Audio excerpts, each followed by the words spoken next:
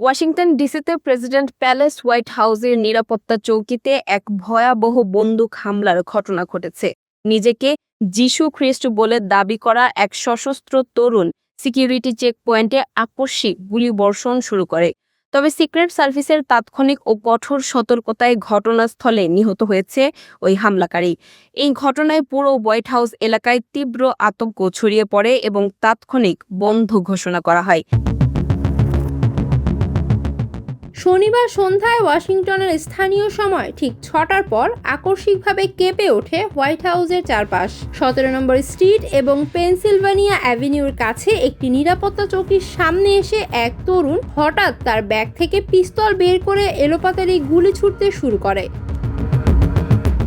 প্রত্যক্ষদর্শীরা জানান, ঘটনাস্থলে অন্তত 20 থেকে 30 রাউন্ড গুলির শব্দ শোনা যায়। হঠাৎ এই হামলায় হোয়াইট হাউসের নর্থ লনে থাকা সংবাদকর্মী ও সাধারণ মানুষের মধ্যে চরম আতঙ্ক ছড়িয়ে পড়ে। সাংবাদিকরা জীবন বাঁচাতে দ্রুত প্রেস ব্রিফিং রুমে আশ্রয় নেন। পরিস্থিতি নিয়ন্ত্রণে আনতে পুরো কমপ্লেক্সকে দ্রুত লকডাউন করে সিক্রেট সার্ভিস।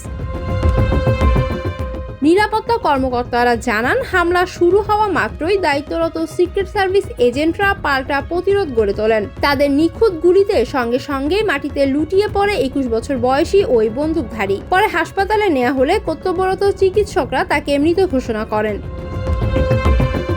তদন্তকারী সংস্থা জানিয়েছে, নিহত হামলাকারীর নাম নাসির বেস্ট।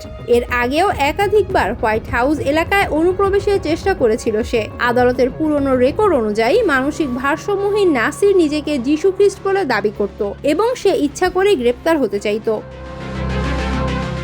হামলার সময় মার্কিন প্রেসিডেন্ট ডোনাল্ড ট্রাম্প হোয়াইট হাউসের ভেতরেই ওভাল অফিসে অবস্থান করছিলেন, তবে তিনি সম্পূর্ণ নিরাপদ আছেন। এই ঘটনায় একজন পথচারী গুরুতর আহত হয়েছেন। ঘটনার পরপরই তদন্তে নেমেছে FBI।